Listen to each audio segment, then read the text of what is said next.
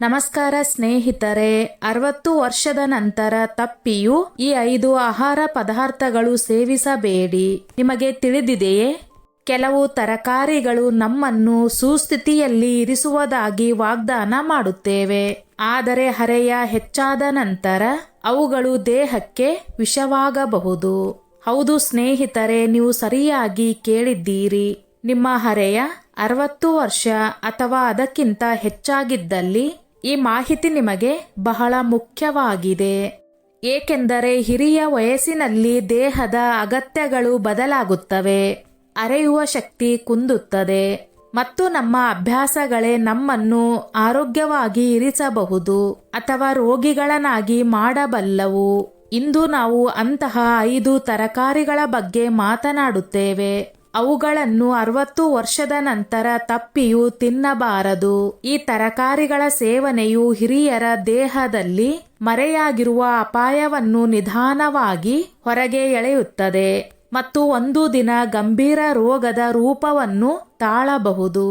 ಆದ್ದರಿಂದ ಈ ವಿಡಿಯೋ ನಿಮಗೆ ಮಾತ್ರವಲ್ಲದೆ ನಿಮ್ಮ ತಂದೆ ತಾಯಿ, ಅಜ್ಜ ಅಜ್ಜಿ, ನಾವು ಮತ್ತು ನೀವು, ಇದು ಎಲ್ಲರಿಗೂ ಬಹಳ ಮುಖ್ಯವಾಗಿದೆ. ಈ ಮಾಹಿತಿಯನ್ನು ನಿರ್ಲಕ್ಷಿಸುವುದು ಎಂದರೆ ನಿಮ್ಮ ಸುಸ್ಥಿತಿಯನ್ನು ನೀವೇ ಅಪಾಯಕ್ಕೆ ಒಳಪಡಿಸಿಕೊಳ್ಳುವುದು. ಹಾಗಿದ್ರೆ ಸ್ನೇಹಿತರೆ, ಪ್ರಾರಂಭಿಸೋಣ ಈ ಬಹಳ ಮುಖ್ಯ ಮತ್ತು ಮಾಹಿತಿಪೂರ್ಣ ಪಯಣವನ್ನು. ಇದು ನಿಮ್ಮ ಹಿರಿಯ ವಯಸ್ಸನ್ನು ಆರೋಗ್ಯವಂತ ಮತ್ತು ಸುರಕ್ಷಿತವಾಗಿ ಮಾಡಬಲ್ಲದು. ಮೊದಲು ಬದನೆಕಾಯಿ ಬಗ್ಗೆ ಮಾತನಾಡೋಣ. ಬದನೆಕಾಯಿಯನ್ನು ಭಾರತೀಯ ಅಡುಗೆ ಮನೆಯಲ್ಲಿ ಸಾಮಾನ್ಯವಾಗಿ ಪ್ರತಿದಿನ ತಯಾರಿಸಲಾಗುತ್ತದೆ. ಆದರೆ ಹಿರಿಯರಿಗೆ ಇದು ಮರೆಯಾಗಿರುವ ವಿಷವಾಗಬಹುದು. ಇದರಲ್ಲಿ ಸೋಲಾನಿನ್ ಎಂಬ ರಾಸಾಯನಿಕವಿದೆ. ಇದು ನರತಂತ್ರ ಸಂಬಂಧಿ ಸಮಸ್ಯೆಗಳನ್ನು ಉಂಟು ಮಾಡಬಹುದು. ಈ ಪದಾರ್ಥವು ನಮ್ಮ ಮೆದುಳು ಮತ್ತು ನರತಂತ್ರವನ್ನು ಪ್ರಭಾವಿಸುತ್ತದೆ. ಜೊತೆಗೆ ಇದರಲ್ಲಿ ನೈಟ್ರೇಟ್ಸ್ ಕೂಡ ಇರುತ್ತವೆ. ಅವು ದೇಹದಲ್ಲಿ ಉರಿಯುವಿಕೆ ಮತ್ತು ಅಲರ್ಜಿಯನ್ನು ಹುಟ್ಟುಹಾಕುತ್ತವೆ. ಸ್ನೇಹಿತರೆ, ನೀವು ಗಮನಿಸಿರಬಹುದು, ಹರೆಯ ಹೆಚ್ಚಾದಂತೆ ಅನೇಕರು ಗೂಡು ರೋಗ, ಮುಡುಕುಗಳ ನೋವು ಅಥವಾ ದೇಹದಲ್ಲಿ ಉರಿಯುವಿಕೆಯಂತಹ ಸಮಸ್ಯೆಗಳಿಂದ ಬಳಲುತ್ತಾರೆ. ಅಂತಹ ಸಂದರ್ಭದಲ್ಲಿ ಬದನೆಕಾಯಿ ಈ ಸಮಸ್ಯೆಗಳನ್ನು ಇನ್ನಷ್ಟು ಗಂಭೀರಗೊಳಿಸಬಹುದು. ಇದಲ್ಲದೆ ಬದನೆಕಾಯಿ ಅರೆಯುವ ಕ್ರಿಯೆಯನ್ನು ಅಡ್ಡಿಪಡಿಸುತ್ತದೆ ಮತ್ತು ಆಸಿಡಿಟಿ, ಗ್ಯಾಸ್ ಮತ್ತು ಹಸಿವು ಕಡಿಮೆ ಆಗುವಂತಹ ಸಮಸ್ಯೆಗಳನ್ನು ಹೆಚ್ಚಿಸುತ್ತದೆ. ಇದು ದೇಹದಲ್ಲಿ ಕಬ್ಬಿಣದ ಅವಶೋಷಣೆಯನ್ನು ತಡೆಯುತ್ತದೆ. ಇದರಿಂದ ರಕ್ತದ ಕೊರತೆ ಅಂದರೆ ಅನಿಮಿಯಾ ಉಂಟು ಮಾಡಬಹುದು. ಆಯುರ್ವೇದದ ದೃಷ್ಟಿಕೋನದಿಂದ ನೋಡಿದರೆ ಬದನೆಕಾಯಿಯನ್ನು ತಾಮಸಿಕ ಆಹಾರವೆಂದು ಪರಿಗಣಿಸಲಾಗಿದೆ. ಇದರ ಅರ್ಥವೆಂದರೆ ಇದು ದೇಹದಲ್ಲಿ ಋಣಾತ್ಮಕತೆ, ಆಲಸ್ಯ ಮತ್ತು ರೋಗಗಳ ಪ್ರವೃತ್ತಿಯನ್ನು ಹೆಚ್ಚಿಸುತ್ತದೆ. ಅಂತಹ ಆಹಾರದಿಂದ ದೂರ ಇರುವುದೇ ಬುದ್ಧಿವಂತಿಕೆ. ಹಾಗಿದ್ರೆ ಇದಕ್ಕೆ ಬದಲು ಏನು? ನಿಮಗೆ ರುಚಿಯೂ ಬೇಕು ಮತ್ತು ಆರೋಗ್ಯವೂ ಬೇಕು ಎಂದಾದರೆ ಬದನೆಕಾಯಿ ಬದಲು ಸೋರೆಕಾಯಿ, ತೂರೆಕಾಯಿ ಮತ್ತು ಕುಂಬಳಕಾಯಿ ಮುಂತಾದ ತರಕಾರಿಗಳ ಆಯ್ಕೆ ಮಾಡಿ. ಇವುಗಳು ಅರೆಯಲು ಸುಲಭವಾಗಿರುವುದಲ್ಲದೆ ದೇಹಕ್ಕೆ ತಂಪು, ಪೋಷಣೆ ಮತ್ತು ಶಕ್ತಿಯನ್ನು ನೀಡುತ್ತವೆ. ವಿಶೇಷವಾಗಿ ಸೋರೆಕಾಯಿಯನ್ನು ಆಯುರ್ವೇದದಲ್ಲಿ ಅತ್ಯಂತ ಶಾಂತಿದಾಯಕ ಮತ್ತು ಆರೋಗ್ಯವರ್ಧಕ ಕಾಯಿಪಲ್ಯ ಎಂದು ಪರಿಗಣಿಸಲಾಗಿದೆ. ಈಗ ಎರಡನೇ ಅಪಾಯಕಾರಿ ಕಾಯಿಪಲ್ಯೆಯ ಬಗ್ಗೆ ಮಾತನಾಡೋಣ. ಅರವೆ. ಅರವೆಯು ನೋಡಲು ಮತ್ತು ತಿನ್ನಲು ರುಚಿಕರವಾಗಿ ಕಾಣುತ್ತದೆ. ಆದರೆ 60 ವರ್ಷದ ನಂತರ ಇದು ಹೊಟ್ಟೆಗೆ ತೊಂದರೆ ಆಗಬಹುದು. ಇದರಲ್ಲಿ ಭಾರೀ ಪ್ರಮಾಣದಲ್ಲಿ ಸ್ಟಾರ್ಚ್ ಇರುತ್ತದೆ. ಜೊತೆಗೆ ಕೊಬ್ಬಿನ ಅಂಶ ಕೂಡ ಹೆಚ್ಚಿರುತ್ತದೆ. ಈ 2 ಅಂಶಗಳು ಹಿರಿಯರಿಗೆ ಬಹಳ ಹಾನಿಕಾರಕವಾಗಿರಬಹುದು. ಅರವೆಯು ಅರೆಯಲು ಬಹಳ ಭಾರಿಯಾಗಿರುತ್ತದೆ ಮತ್ತು ಸಾಮಾನ್ಯವಾಗಿ ಮಲಬದ್ಧತೆ, ಗ್ಯಾಸ್ ಮತ್ತು ಹೊಟ್ಟೆ ಉಬ್ಬುವಂತಹ ಸಮಸ್ಯೆಗಳಿಗೆ ಕಾರಣವಾಗುತ್ತದೆ. ಸಕ್ಕರೆ ರೋಗ ಇರುವವರು ಅವರಿಗೆ ಅರವೆ ಇನ್ನೂ ಅಪಾಯಕಾರಿ.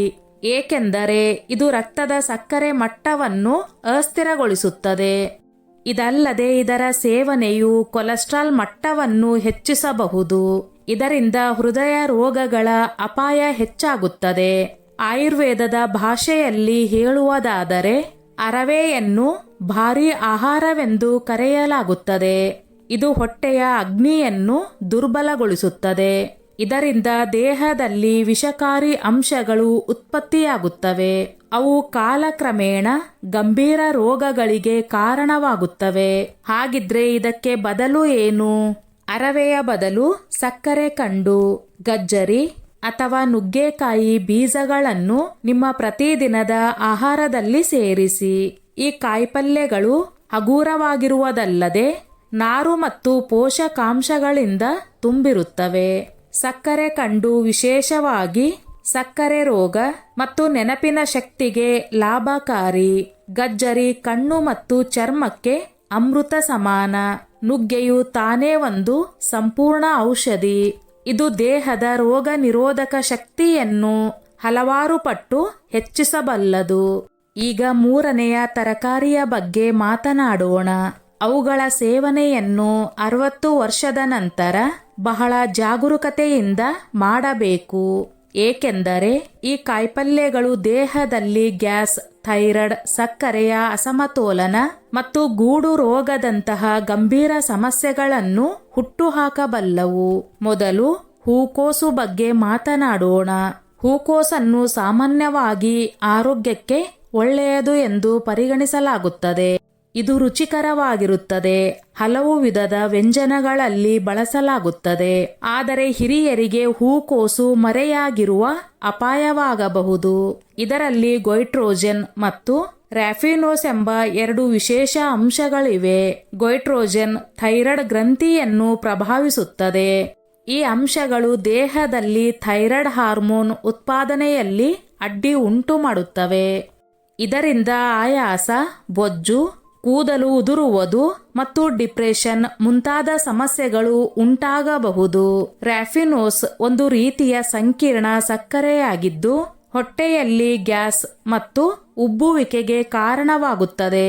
ಯಾರಿಗಾದರೂ ಈಗಾಗಲೇ ಥೈರಾಯ್ಡ್ ಸಮಸ್ಯೆ ಅಥವಾ ದೇಹದಲ್ಲಿ ಉರಿಯುವಿಕೆ ಇದ್ದಲ್ಲಿ ಹೂಕೋಸು ಈ ಸಮಸ್ಯೆಯನ್ನು ಇನ್ನಷ್ಟು ಗಂಭೀರಗೊಳಿಸಬಲ್ಲದು.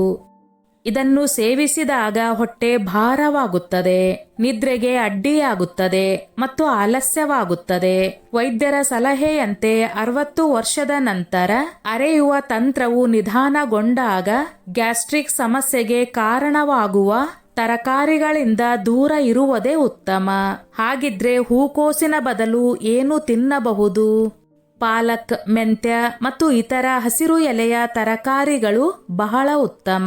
ಇವು ಅರೆಯಲು ಹಗೂರವಾಗಿರುತ್ತವೆ, ನಾರು ಮತ್ತು ಖನಿಜಗಳಿಂದ ತುಂಬಿರುತ್ತವೆ ಮತ್ತು ದೇಹವನ್ನು ಶುದ್ಧ ಮತ್ತು ಶಕ್ತಿಯುತವಾಗಿರಿಸುತ್ತವೆ.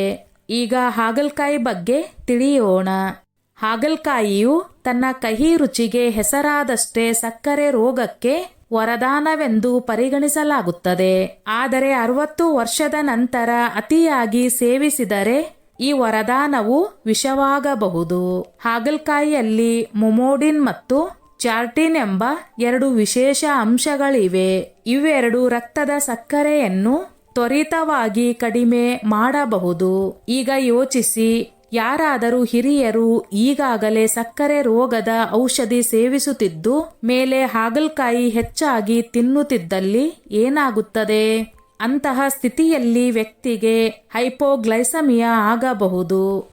ಅಂದರೆ ರಕ್ತದ ಸಕ್ಕರೆಯ ಮಟ್ಟವು ತುಂಬಾ ಕೆಳಗೆ ಬೀಳುತ್ತದೆ. ಇದರಿಂದ ತಲೆ ಸುತ್ತು, ದೌರ್ಬಲ್ಯ, ಕೈಕಾಲು ತಣ್ಣಗಾಗುವುದು ಮತ್ತು ಸಹ ಅಚೇತನವಾಗುವಂತಹ ಲಕ್ಷಣಗಳು ಕಾಣಿಸಿಕೊಳ್ಳಬಹುದು. ಈ ಸ್ಥಿತಿ ನಿಮ್ಮ ಪ್ರಾಣಕ್ಕೆ ಅಪಾಯವೂ ಆಗಬಹುದು. ವಿಶೇಷವಾಗಿ ಮಹಿಳೆಯರಿಗೆ ಹಾಗಲಕಾಯಿಯ ಅತಿಯಾದ ಸೇವನೆಯು ಹಾರ್ಮೋನಲ್ ಅಸಮತೋಲನವನ್ನು ಉಂಟು ಮಾಡಬಹುದು. ಇದರಿಂದ ಮುಟ್ಟಿನ ಚಕ್ರದಲ್ಲಿ ಗೊಂದಲ, ಆಯಾಸ ಮತ್ತು ಮಾನಸಿಕ ಒತ್ತಡದಂತಹ ಸಮಸ್ಯೆಗಳು ಉಂಟಾಗಬಹುದು. ಹಾಗಿದ್ರೆ ಹಾಗಲಕಾಯಿ ಬದಲು ಏನು ತೆಗೆದುಕೊಳ್ಳಬಹುದು? ನಿಂಬೆ ನೀರು, ಬೆಂಡೆಕಾಯಿ ಅಥವಾ ನುಗ್ಗೆ ಎಲೆಗಳನ್ನು ನಿಮ್ಮ ಆಹಾರದಲ್ಲಿ ಸೇರಿಸಿಕೊಳ್ಳಿ. ಇವು 3 ಸಕ್ಕರೆ ರೋಗವನ್ನು ನಿಯಂತ್ರಣದಲ್ಲಿ ಇಡುತ್ತವೆ ಮತ್ತು ದೇಹದ ಇತರ ಅಂಗಗಳ ಮೇಲೆ ಯಾವುದೇ ದುಷ್ಪರಿಣಾಮ ಬೀರುವುದಿಲ್ಲ. ಈಗ ಹಸಿ ಬಟಾಣಿಯ ಬಗ್ಗೆ ಮಾತನಾಡೋಣ. ಚಿಕ್ಕ ಚಿಕ್ಕ ಹಸಿರು ಗೆರೆಗಳು ಚಳಿಗಾಲದ ಜೀವಂತಿಕೆ ಎಂದು ಪರಿಗಣಿಸಲಾಗುತ್ತದೆ. ಇವುಗಳು ತಮ್ಮೊಳಗೆ ದೊಡ್ಡ ಅಪಾಯವನ್ನು ಅಡಗಿಸಿಟ್ಟಿರುತ್ತವೆ. ವಿಶೇಷವಾಗಿ ನಿಮ್ಮ ಹರೆಯ 60ಕ್ಕಿಂತ ಹೆಚ್ಚಾಗಿದ್ದಲ್ಲಿ. ಬಟಾಣಿಯಲ್ಲಿ ಹೆಚ್ಚು ಪ್ರೋಟೀನ್ ಜೊತೆಗೆ ಹೆಚ್ಚು ಸಕ್ಕರೆಯ ಅಂಶ ಮತ್ತು ಪ್ಯೂರಿನ್ ಇರುತ್ತವೆ. ಪ್ಯೂರಿನ್ ದೇಹದಲ್ಲಿ ಸೇರಿ ಯೂರಿಕ್ ಆಸಿಡ್ ಆಗಿ ಬದಲಾಗುತ್ತದೆ. ಇದೇ ಗೂಡು ರೋಗ, ಮೂಡುಕು ನೋವು ಮತ್ತು ಯೂರಿಕ್ ಆಸಿಡ್ ಸಂಬಂಧಿತ ಸಮಸ್ಯೆಗಳನ್ನು ಹುಟ್ಟುಹಾಕುತ್ತದೆ. ನೀವು ಈಗಾಗಲೇ ಗೂಡು ರೋಗದ ರೋಗಿಯಾಗಿದ್ದಲ್ಲಿ ಅಥವಾ ಮೂಡುಕುಗಳಲ್ಲಿ ನೋವು ಇದ್ದಲ್ಲಿ ಬಟಾಣಿ ಈ ತೊಂದರೆಯನ್ನು ಇನ್ನಷ್ಟು ಹೆಚ್ಚಿಸಬಲ್ಲದು. ಸಕ್ಕರೆ ಕಾಯಿಲೆಯಿಂದ ಬಳಲುತ್ತಿದ್ದಲ್ಲಿ ಬಟಾಣಿಯ ಅತಿಯಾದ ಸೇವನೆಯು ರಕ್ತದ ಸಕ್ಕರೆಯನ್ನು ಅಸಮತೋಲನಗೊಳಿಸಬಹುದು. ಬಟಾಣಿಯು ಅರೆಯಲು ಭಾರೀ ಆಗಿರುತ್ತದೆ. ಇದರಿಂದ ಗ್ಯಾಸ್, ಮಲಬದ್ಧತೆ ಮತ್ತು ಹೊಟ್ಟೆ ನೋವಿನಂತಹ ಸಮಸ್ಯೆಗಳು ಹುಟ್ಟುಹಾಕಬಹುದು. ಆಯುರ್ವೇದದ ಪ್ರಕಾರ ಬಟಾಣಿಯನ್ನು ನಿಧಾನ ಅರೆಯುವ ಕ್ರಿಯೆಯನ್ನು ಇನ್ನಷ್ಟು ದುರ್ಬಲಗೊಳಿಸುವ ಆಹಾರವೆಂದು ಪರಿಗಣಿಸಲಾಗುತ್ತದೆ. ಆದ್ದರಿಂದ ಇದರಿಂದ ದೂರ ಇರುವುದೇ ಬುದ್ಧಿವಂತಿಕೆ. ಹಾಗಿದ್ರೆ ಬಟಾಣಿಯ ಬದಲು ಏನು ತಿನ್ನಬಹುದು? ಹಸಿರು ಮೂಂಗ್ಕಾಯಿ ಪಲ್ಯ, ಸೋರೆಕಾಯಿ ಅಥವಾ ತೂರೆಕಾಯಿ ಮುಂತಾದ ತರಕಾರಿಗಳು ಹೆಚ್ಚು ಲಾಭಕಾರಿ. ಈ ತರಕಾರಿಗಳು ಅರೆಯಲು ಸುಲಭ ಆಗಿರುವುದಲ್ಲದೆ ದೇಹಕ್ಕೆ ಅಗತ್ಯ ಪೋಷಣೆಯನ್ನು ನೀಡುತ್ತವೆ ಮತ್ತು ಅರೆಯುವ ತಂತ್ರವನ್ನು ದುರಸ್ತಿಗೊಳಿಸುತ್ತವೆ. ಈಗ ಬೆಂಡೆಕಾಯಿಯ ಬಗ್ಗೆ ಮಾತನಾಡೋಣ. ನೀವು ಯೋಚನೆ ಮಾಡುತ್ತೀರಿ, ನಾವು ಹಿಂದೆ ಬೆಂಡೆಕಾಯಿಯನ್ನು ಒಳ್ಳೆಯದು ಎಂದು ಹೇಳಿದ್ದೆವು. ಹೌದು, ಬೆಂಡೆಕಾಯಿಯು ಸಕ್ಕರೆ ರೋಗಕ್ಕೆ ಲಾಭಕಾರಿ. ಆದರೆ ಇದಕ್ಕೆ ಕೆಲವು ನಕಾರಾತ್ಮಕ ಅಂಶಗಳಿವೆ. ವಿಶೇಷವಾಗಿ ತಪ್ಪು ವಿಧಾನದಲ್ಲಿ ಅಥವಾ ಅತಿಯಾಗಿ ತಿನ್ನುವಾಗ ಬೆಂಡೆಕಾಯಿಯಲ್ಲಿ ಆಕ್ಸಲೈಟ್ಸ್ ಇರುತ್ತವೆ. ಇವು ಕೆಲವು ಜನರಲ್ಲಿ ಮೂತ್ರಪಿಂಡದ ಕಲ್ಲಿನ ಅಪಾಯವನ್ನು ಹೆಚ್ಚಿಸಬಹುದು. ಯಾರಿಗಾದರೂ ಈಗಾಗಲೇ ಮೂತ್ರಪಿಂಡ ಸಂಬಂಧಿತ ಸಮಸ್ಯೆಗಳಿದ್ದಲ್ಲಿ ಬೆಂಡೆಕಾಯಿಯ ಅತಿಯಾದ ಸೇವನೆ ಹಾನಿಕಾರಕವಾಗಬಹುದು. ಜೊತೆಗೆ ಬೆಂಡೆಕಾಯಿಯ ಅತಿಯಾದ ಸೇವನೆಯು ಅರೆಯುವ ಕ್ರಿಯೆಯನ್ನು ಭಾರೀಗೊಳಿಸಬಹುದು. ಇದರಿಂದ ಗ್ಯಾಸ್ ಮತ್ತು ಅಪಚದಂತಹ ಸಮಸ್ಯೆಗಳು ಉಂಟಾಗಬಹುದು. ಆದ್ದರಿಂದ ನೀವು ಬೆಂಡೆಕಾಯಿ ತಿನ್ನುತ್ತಿದ್ದಲ್ಲಿ ಅದರ ಪ್ರಮಾಣ ಮತ್ತು ಅದರೊಂದಿಗೆ ತಿನ್ನುವ ಇತರ ಆಹಾರದತ್ತ ಗಮನ ಹರಿಸುವುದು ಬಹಳ ಮುಖ್ಯ. ಇದಕ್ಕೆ ಬದಲಾಗಿ ಕುಂಬಳಕಾಯಿಯನ್ನು ತೆಗೆದುಕೊಳ್ಳಬಹುದು. ಇದು ವಿಟಮಿನ್ ಎ ಮತ್ತು ನಾರಿನಿಂದ ತುಂಬಿರುತ್ತದೆ ಮತ್ತು ದೇಹದಲ್ಲಿ ಉರಿಯುವುದನ್ನು ಕಡಿಮೆ ಮಾಡಲು ಸಹಾಯ ಮಾಡುತ್ತದೆ. ಈಗ ಶಲಗಂ ಬಗ್ಗೆ ಮಾತನಾಡೋಣ. ಶಲಗಂ ಚಳಿಗಾಲದಲ್ಲಿ ಬಹಳ ಇಷ್ಟದಿಂದ ತಿನ್ನಲಾಗುವ ಕಾಯಿಪಲ್ಯ. ಇದರಲ್ಲಿ ವಿಟಮಿನ್ ಸಿ, ನಾರು ಮತ್ತು ಖನಿಜಗಳು ಹೇರಳವಾಗಿವೆ. ಆದರೆ ಇದು ಎಲ್ಲರಿಗೂ ಲಾಭಕಾರಿಯಲ್ಲ, ವಿಶೇಷವಾಗಿ 60 ವರ್ಷ ದಾಟಿದವರಿಗೆ. ಶಲಗಂನಲ್ಲೂ ಗೈಟ್ರೋಜನ್ ಇದೆ. ಇದು ಥೈರಾಯ್ಡ್ ಗ್ರಂಥಿಯನ್ನು ಅಡ್ಡಿಪಡಿಸುತ್ತದೆ. ಥೈರಾಯ್ಡ್ ಸಮಸ್ಯೆ ಈಗಾಗಲೇ ಇರುವ ಹಿರಿಯರಿಗೆ ಇದು ಇನ್ನೂ ಹೆಚ್ಚು ಹಾನಿಕಾರಕವಾಗಬಹುದು. ಜೊತೆಗೆ ಶಲಗಂನಲ್ಲಿರುವ ಕೆಲವು ಅಂಶಗಳು ಅರೆಯುವ ಕ್ರಿಯೆಯನ್ನು ನಿಧಾನಗೊಳಿಸಬಹುದು. ಇದರಿಂದ ಮಲಬದ್ಧತೆ ಮತ್ತು ಹೊಟ್ಟೆ ಭಾರ ಆಗುವ ದೂರುಗಳು ಉಂಟಾಗುತ್ತವೆ. ಇದು ತಣ್ಣಗಿನ ಪ್ರಕೃತಿಯದಾಗಿದೆ. ಇದರಿಂದ ಹಿರಿಯರಿಗೆ ಪದೇ ಪದೇ ಜಲದೋಷ, ಕೆಮ್ಮು ಅಥವಾ ಗಂಟಲು ಕೆರೆತದಂತಹ ತೊಂದರೆಗಳು ಉಂಟಾಗಬಹುದು. ಆಯುರ್ವೇದದಲ್ಲಿ ಕೂಡ ಅರೆಯುವ ಶಕ್ತಿ ದುರ್ಬಲ ಇರುವವರಿಗೆ ಇದನ್ನು ಸೀಮಿತ ಪ್ರಮಾಣದಲ್ಲಿ ಸೇವಿಸುವ ಸಲಹೆ ನೀಡಲಾಗಿದೆ. ಹಾಗಿದ್ರೆ ಇದಕ್ಕೆ ಬದಲು ಏನು? ನೀವು ಹಸಿರು ತರಕಾರಿಗಳಾದ ಸರಸೋತ್ ಸಾಗ್, ಮೆಂತ್ಯ ಅಥವಾ ಬತುವಾವನ್ನು ನಿಮ್ಮ ಆಹಾರದಲ್ಲಿ ಸೇರಿಸಬಹುದು. ಇವು ರುಚಿಕರವಾಗಿರುವುದಲ್ಲದೆ ದೇಹಕ್ಕೆ ಕಾವು ಮತ್ತು ಶಕ್ತಿಯನ್ನು ನೀಡುತ್ತವೆ. ನಮ್ಮ ವಯಸ್ಸು ಹೆಚ್ಚಾದಂತೆ ನಮ್ಮ ದೇಹದ ಅಗತ್ಯಗಳು ಬದಲಾಗುತ್ತವೆ. 60 ವರ್ಷದ ನಂತರ ಅರೆಯುವ ಕ್ರಿಯೆ ನಿಧಾನಗೊಳ್ಳುತ್ತದೆ. ರೋಗ ನಿರೋಧಕ ಶಕ್ತಿ ಕುಂದುತ್ತದೆ ಮತ್ತು ಸ್ನಾಯುಗಳು ದುರ್ಬಲಗೊಳ್ಳುತ್ತವೆ. ಅಂತಹ ಸಂದರ್ಭದಲ್ಲಿ ಆಹಾರದ ಆಯ್ಕೆಯೇ ನಮ್ಮ ಆರೋಗ್ಯದ ಅತಿ ದೊಡ್ಡ ನಿರ್ಧಾರಕವಾಗುತ್ತದೆ. ಸ್ನೇಹಿತರೆ, ಈ ನನ್ನ ಮಾಹಿತಿ ನಿಮಗೆ ಇಷ್ಟವಾಗಿದ್ದಲ್ಲಿ ದಯವಿಟ್ಟು ಶೇರ್ ಮಾಡಿ, ಲೈಕ್ ಮಾಡಿ ಮತ್ತು ಸಬ್ಸ್ಕ್ರೈಬ್ ಮಾಡಿ.